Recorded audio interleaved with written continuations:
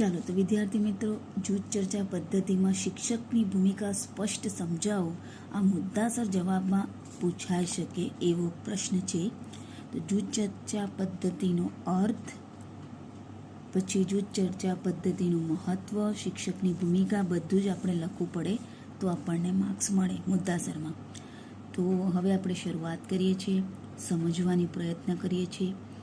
કોઈ એકમના વિવિધ મુદ્દાઓ પર વિદ્યાર્થીઓના જૂથ રચી થતી ચર્ચા એટલે જૂથ ચર્ચા. કોઈ એકમના વિવિધ મુદ્દાઓ પર વિદ્યાર્થીઓના જૂથ રચી થતી ચર્ચા એટલે જૂથ ચર્ચા પદ્ધતિ. બરોબર. કોઈ પણ પ્રશ્ન, સમસ્યા કે મુદ્દાને તેની દરેક બાબતોનો વિચાર કરવો, તેનું અવલોકન, પૃથ્થકરણ કરવું, તેનું નામ ચર્ચા. આ વ્યાખ્યા વેબસ્ટરની છે. આ પદ્ધતિ દ્વારા માતૃભાષાનો કોઈ એકમ કે પેટા એકમ શીખવવા માટે સમગ્ર વર્ગમાં સંખ્યા આધારિત બુદ્ધિકક્ષા પ્રમાણે 4 કે 5 જૂથમાં ચર્ચા કરે. અહીંયા મેં માતૃભાષા લખી છે, તમારે તમારી ભાષા, તમારો વિષય લખવાનો રહેશે. જૂથ ચર્ચા પદ્ધતિનું મહત્વ. જૂથ ચર્ચા પદ્ધતિ અધ્યેતા કેન્દ્રી નૂતન અભિગમ ધરાવતી પદ્ધતિ છે. અધ્યેતા કેન્દ્ર એટલે વિદ્યાર્થી કેન્દ્રમાં હોય છે, અને નૂતન એટલે નવીન અભિગમ, નવો અભિગમ ધરાવતી આ પદ્ધતિ છે. લોકશાહી રીતે ચર્ચા કરવાની આવડતનો વિકાસ થાય છે. લોકશાહી રીતે એટલે પોતે બોલી શકે છે એવી રીતે પોતે એના અંદર આવડત આવે છે કે લોકશાહી રીતે ચર્ચા કરવાની આવડતનો વિકાસ થાય છે. પરસ્પર સહકાર કેળવતા થાય છે. એકબીજા સાથે સહકારની ભાવના કેળવાય. એકબીજાના વિચારો સમજવાની ક્ષમતા પ્રાપ્ત થાય છે. કારણ કે જૂથમાં એક વિદ્યાર્થી કંઈક અલગ વિચાર કરે, બીજો વિદ્યાર્થી કંઈક અલગ વિચાર કરે, તો એમની સાથે રહીને એકબીજાના વિચારોને સમજવા પ્રયત્ન કરે. પછી નેતૃત્વના ગુણો વિકસાવી શકાય. નેતૃત્વના ગુણો એટલે નેતાગીરીના ગુણો એના અંદર આવે. કોઈ કામ એમને આપ્યું હોય તો એમાં જૂથની અંદર દરેકને અલગ અલગ કામગીરી વહેંચી હોય તો એ લોકો આગળ આવીને કામ કરી શકે. એટલે નેતૃત્વના ગુણોનો વિકાસ થાય.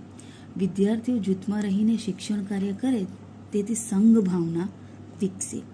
એકબીજાની મદદ કરવાનો ગુણ વિકસાવે છે. સંઘ ભાવના, યુનિટી. વિદ્યાર્થીઓ જૂથમાં રહીને શિક્ષણ કાર્ય એટલે સાથે રહીને કામ કરે ને શિક્ષણ કાર્ય, તેથી સંઘ ભાવના વિકસે અને એકબીજાની મદદ કરવાનો ગુણનો પણ વિકાસ થાય. પછી આગળનો મુદ્દો છે કે સમૂહમાં બોલવાની અને બીજાના વિચારો ધીરજપૂર્વક સાંભળવાની તેમજ સ્વીકારવાની તાલીમ મળે. સમૂહમાં બોલવાની એટલે જૂથમાં 4 કે 5નું જૂથ હોય તો 5 વિદ્યાર્થીની વચ્ચે એને બોલવાની, એના અંદર બોલવાની જે અભિવ્યક્તિ, પોતાના વિચારો રજૂ કરવાની અને પોતાના વિચારો બધાની સમક્ષ મૂકવામાં એને એક પ્રકારની આવડત આવે કે બોલતો થાય.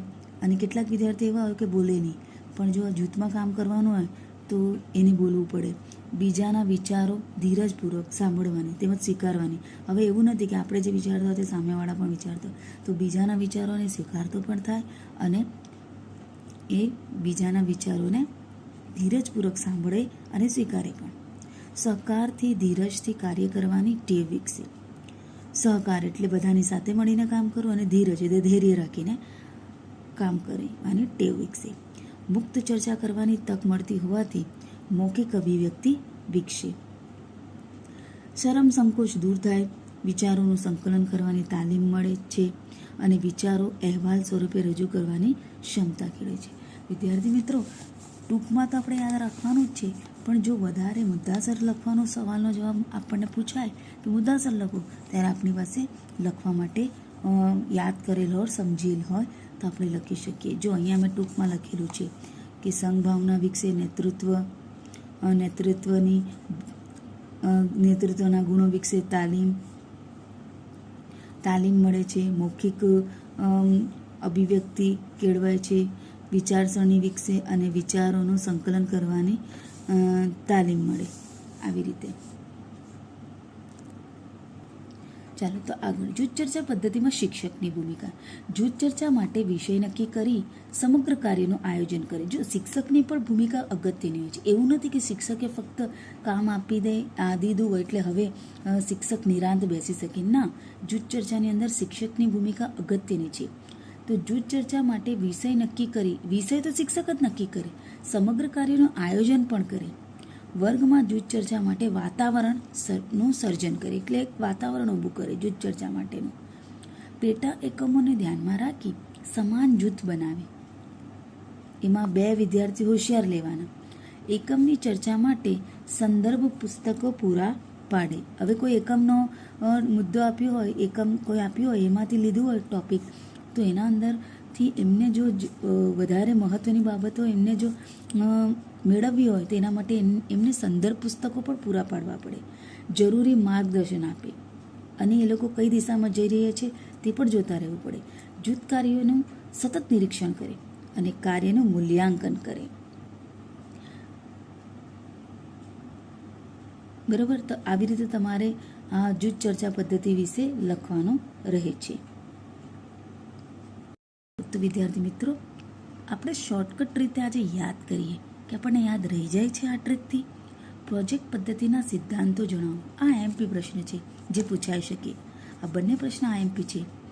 તો આપણે કેવી રીતે યાદ કરીએ એ આપણે પહેલાં જોઈ લઈએ. પહેલાં તો એકવાર વાંચી લેવાનું કે હેતુનો સિદ્ધાંત, પ્રવૃત્તિના સિદ્ધાંત, અનુભવનો સિદ્ધાંત અને સ્વતંત્રતાનો સિદ્ધાંત. અહીંયા મેં જે પહેલા અક્ષર છે, પહેલો અક્ષર એને લીધું છે હે પ્ર અ સ્વ, હે પ્ર અ સ્વ, હે પ્ર અ સ્વ સિદ્ધાંત, હે પ્ર અ સ્વ સિદ્ધાંત. હેતુના, પ્ર એટલે પ્રવૃત્તિના, અ એટલે અનુભવના અને સ્વતંત્રતાનો સિદ્ધાંત. તો આ શોર્ટકટ રીતે આપણને યાદ રહી જાય કે સિદ્ધાંતો કયા છે, તો હે પ્ર અ સ, હે પ્ર અ સ. એવી રીતે પ્રોજેક્ટ પદ્ધતિના સોપાન. યોગ્ય પરિસ્થિતિનું નિર્માણ, પ્રોજેક્ટની પસંદગી કરવી, આયોજન, અમલ, અહેવાલની રજૂઆત, મૂલ્યાંકન. યોગ્ય પ્રોજેક્ટ, આયોજન, અમલ, અહેવાલ, મૂલ્યાંકન. યોગ્ય પ્રોજેક્ટ, આયોજન, અમલ, અહેવાલ અને મૂલ્યાંકન. આવી રીતે યાદ કરી શકાય. પછી આને વાર્તા સ્વરૂપે બી તમે બનાવી શકો કે જેમ કે કોઈ રમત આપણે રમવાની હોય તો પહેલાં તો આપણે એ રમત વિશે યોગ્ય પરિસ્થિતિનું આપણે નિર્માણ કરીએ. પછી એનો કઈ રમત રમવાના છે તેની પસંદગી કરીએ. પછી એનું આયોજન કરીએ, એમાં લાગતી જેટલી વસ્તુઓ છે તેનું આપણે તે ભેગી કરીએ. પછી બધાને એનું અમલ કરવા માટે કહીએ, અહેવાલ તૈયાર કરીએ અને પછી આપણે એનું મૂલ્યાંકન કરીએ. તો આવી રીતે ભાઈ યાદ રહી શકાય. પણ આ જે રીત છે ને શોર્ટકટ વધારે યોગ્ય છે. યોગ્ય પ્રોજેક્ટ, આયોજન, અમલ, અહેવાલ, મૂલ્યાંકન. યોગ્ય પ્રોજેક્ટ, આયોજન, અમલ, અહેવાલ, મૂલ્યાંકન. બરાબર.